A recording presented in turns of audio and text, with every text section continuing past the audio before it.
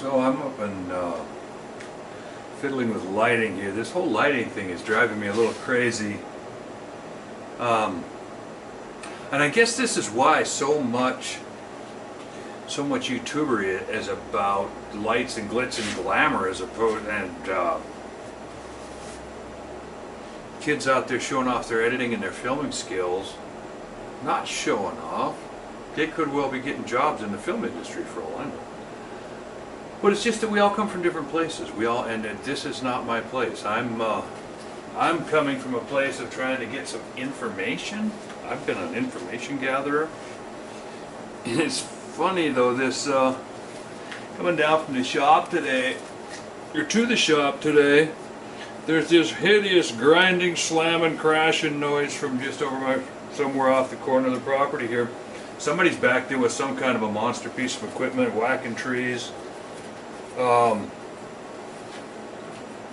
think they're clearing underbrush, clearing stuff up to maybe 6 inches in diameter with some kind of a big flail.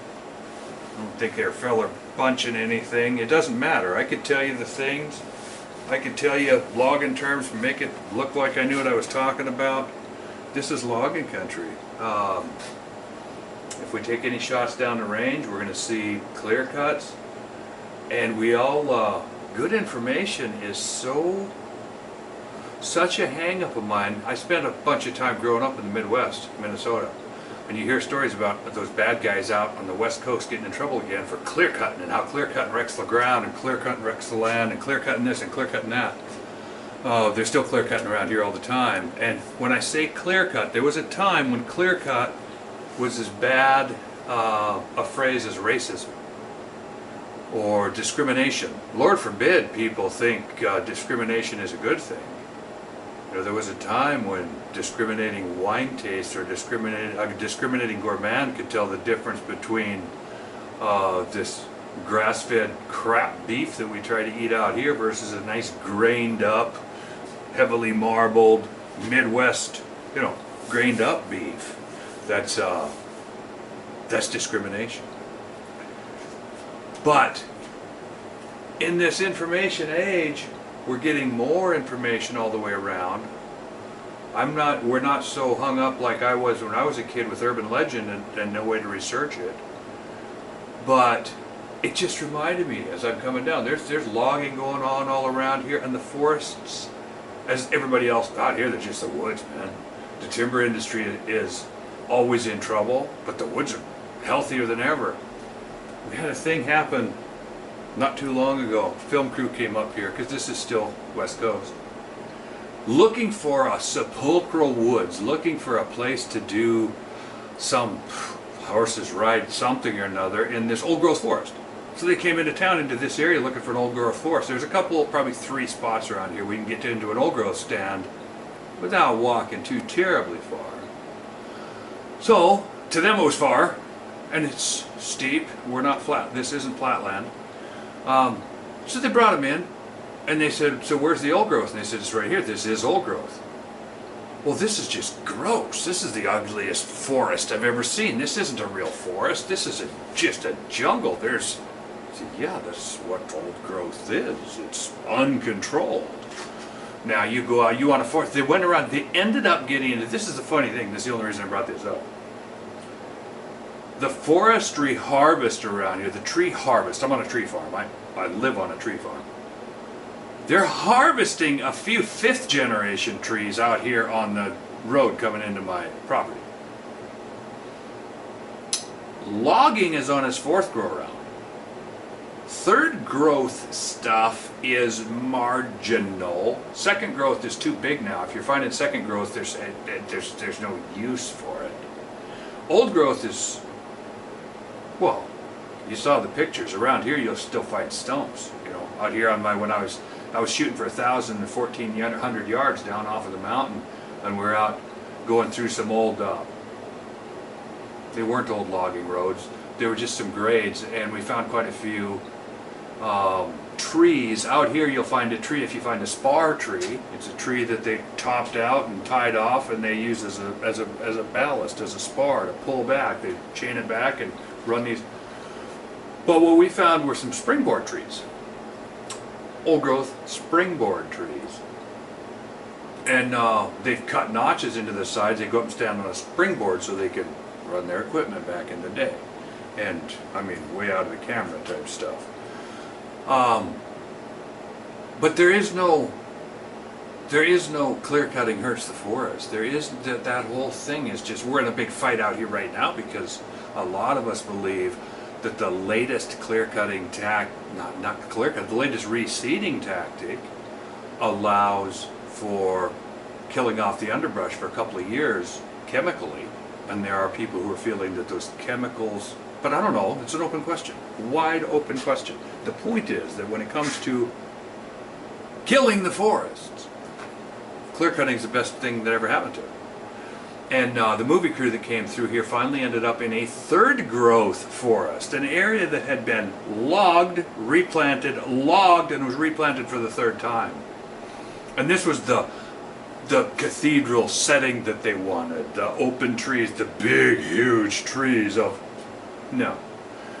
So cluelessness abounds, and clueless people looking for entertainment abounds. Clueless people looking for things to get fired up about are all over.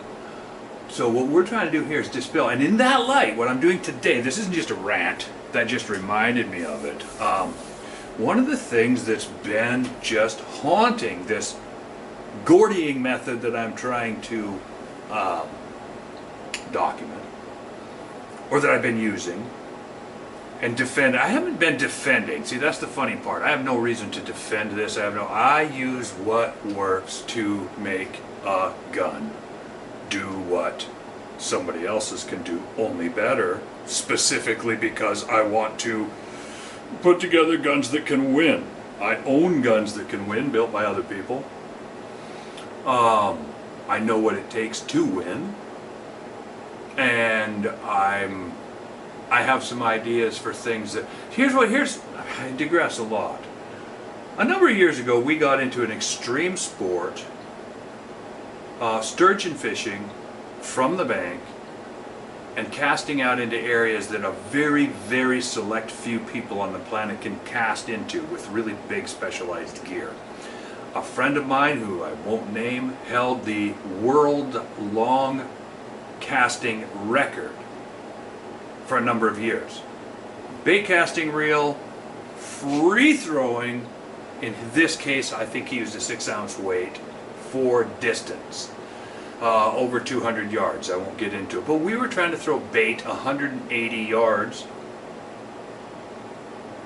and that takes some really specialized equipment. We had to learn a whole new technique for doing what we wanted to do, which was, we had gone from a bait casting technique, which was the traditional for many years, and we were getting 140, 150, 160 out of our bait casting reels, and man, when you got to blow up, it was spectacular. It would melt the line off right inside this big bait casting reel, and it was an established technique, been around forever. They banned things like bucketing and slingshotting and running your line out on a boat.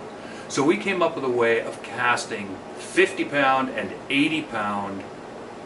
The generic term out here is tough line, but it's spider wire, Kevlar, super line. And the problem is when you're running 80-pound test line, we had to be able to splice it to a piece of monofilament that was of like 30-pound test. And there was no, this is all new, so we had to make up knots. We had to come up with new knots. We had to actually develop the industry. In fact, I called the guy that wrote the book on knots, I forget his name now.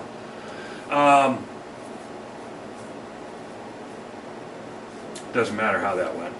I did see the knot a year or two later, or a similar knot a couple of years later for joining lines in a sporting goods magazine. So somebody came up with it. That wasn't the point I'm going. So when you do extreme things, you have to use you have to develop sometimes extreme measures. The other thing we found was that when fishing these oversized fish, big fish, from the bank and trying to hold them, we would run like 30 pounds of drag pressure. Now, I don't expect anybody who's ever going to watch this to ever have any idea. 30 pounds of drag pressure will pull me a 250-pound guy sliding my heels down the bank on a 15-foot rod. 30 pounds of drag pressure is enormous. It's 150 pounds here, whatever. But what we found out was that monofilament line cuts itself off at around 18 pounds. Doesn't matter what kind of a knot you do. So these were the two problems. We had to make up a join to tough line when we moved to that, and it had to withstand that 30 pounds of drag pressure that we were already used to, and we had made special knots for that because it's extreme. Nobody runs 30 pounds of drag pressure. Instead, you're either in a boat or you have a bigger reel, and you can let the fish run for miles and you chase it around. But in this case, we're from the bank. These are big fish. And 30 pounds of drag pressure, 34 pounds is about all a human, a fit human, a bigger human can run. But we had to come up with new techniques. There was nothing when monofilament line cuts itself off, I mean severs itself, I mean slips and cut. You can put a 150-pound line on and it will sever itself at 18 pounds of drag pressure. It's the knots, the working wet knots that are the problem. So we had to, well, here we're at the same point. We've got a barrel nutting system that has worked for years and years and years and years and years. We have on one side we have the 6 PPC, which is it and its native brethren, the BRs and the 222s and the 223s, and small bolt face, small diameter. One of the reasons, again, there's a few reasons the 6 BRs had trouble hanging with the 6 PPC. Number one, the PPC is a mature industry. We'll go there. But the other thing is the BR has a lot bigger bolt face. It exhibits a lot more bolt thrust. It hits the action a lot harder. And there's the possibility of that upsetting a barrel joint. Now, most of you that know what you're talking about are going to scoff and say, that guy's on a crackpot. That's just stupid. Those little cartridges, I shoot 300 magnums and 500 magnums and 1,000 magnums and I shoot okay. But I set out on a quest 30 years ago to prove that built properly, a non-PPC can shoot with PPC. I failed miserably, but that was because I didn't know which questions to ask. In my ensuing 30 years, I've learned a lot of the right questions, but more than that, I've managed to make other cartridges shoot all the way up to and including big blown out magnums.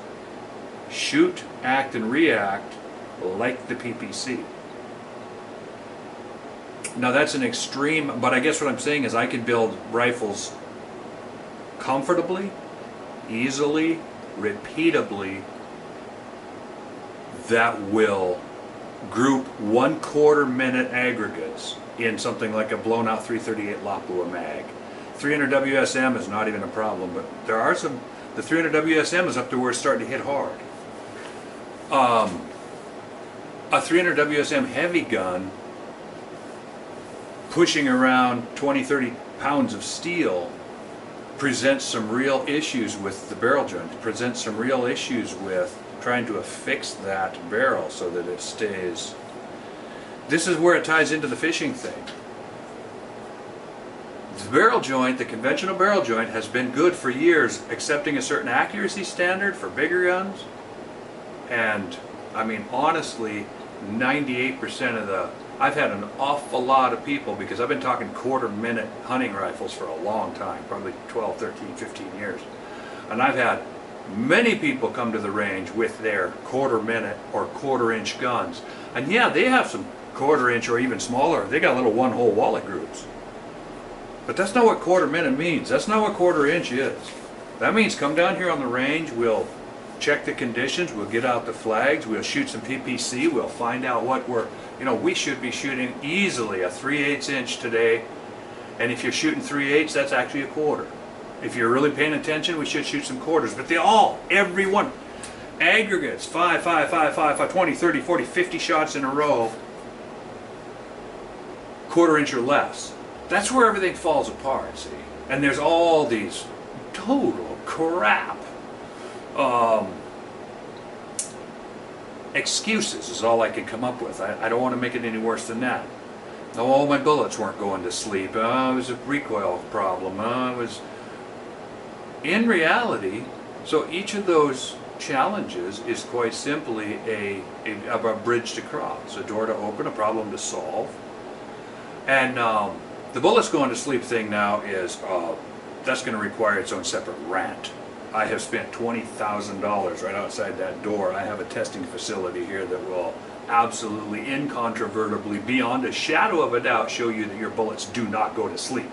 If you're not shooting little bitty groups the size of the end of my weenie pinky finger at 100 yards, you are not shooting good groups at 600 or 1,000. Fact.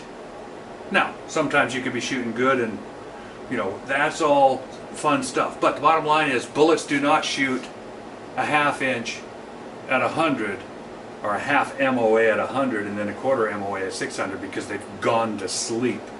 Another example of the crap on the internet. And we're going to test and we are going to show the fallacy in some of these things. But today I came out here for one reason. I left off the last video and I said, hey, again, we've opened this can of worms. Now I've got some videos up showing I'm going to stick with the Gordying method, grizzly rod, remote readings. Everybody's like, well, up inside the bore, you can't really tell. It's climbing the bore, it's doing... You know what we're going to do? This whole setup today, all I'm doing today, I'm going to throw a barrel in the lathe, dial it in, find out if it's straight or crooked or whatever, but that's not what we're doing. I'm going to take the Gordy rod, and right here in front of God and everybody, in front of you, take the Gordy rod and take readings off of it, and then turn around and take the same stinking readings with any test indicator on the rack. 1-to-1. This is what it reads when you stick a dinky in the bore. And this is what it reads when you stick a nice smooth something else in the bore. I'll even stick bushings inside the bore and then reach in and read on them with a test indicator. That's all fine. But I tell you all this other stuff just to say that in the end, proving the efficacy of a thing requires doing the work. When the crew came up here from California and said, I want old growth trees and we will pay whatever it takes and we will do the old growth trees, and this, they had no idea what they were talking about and they were just talking. They didn't want old growth trees. They wanted third generation trees. So, because of all the guesses, the speculation, we got people all over the place saying, well, this is the problem. This is what I see. Screw that. Let's sit down right here. Let's put the rod in the bore. Let's get a gun in here. Let's do some work. And then, with the camera shining right on it, we be go tick-a-tick-a-tick-a-tick and tick-a-tick-a-tick-a-tick and dicky-dicky-dicky-dook and in and out and up and down. But instead of me running the bore in while you go, oh, well, that's really stupid, I'll just wheel the carriage over and bring this out and take a reading 4 inches away from where I'm trying to take a reading. Can that be any simpler? Is there any way that we can fake that? I haven't done this yet. So I might get egg all, I might look at it and say, hey, I've wasted all of my time. And then all you guys that are yelling about it can be vindicated. But I don't intend to, because I've been showing repeatable results with this for a long time. I don't have to test it. I'm just doing it in the interest of posterity. I'm just doing it because, just in the interest of information. I don't care if this channel or YouTube mess is ever watched, but I will tell you this. Next time I get in an argument with somebody, I can say, hey, go click on this and watch this test. And again, back to the old yelling at the TV thing. Watch this test and tell me how it's flawed. Watch this test and say, no, this is what I want to see. Sad thing is, as many people have found to their chagrin with my bullet going to sleep testing facility out here, which includes a couple of Ailer 43s, strain gauges, acoustic targets, with having a range right in the yard, the problem is I'll take the time to do it. So let's set this thing up. do it.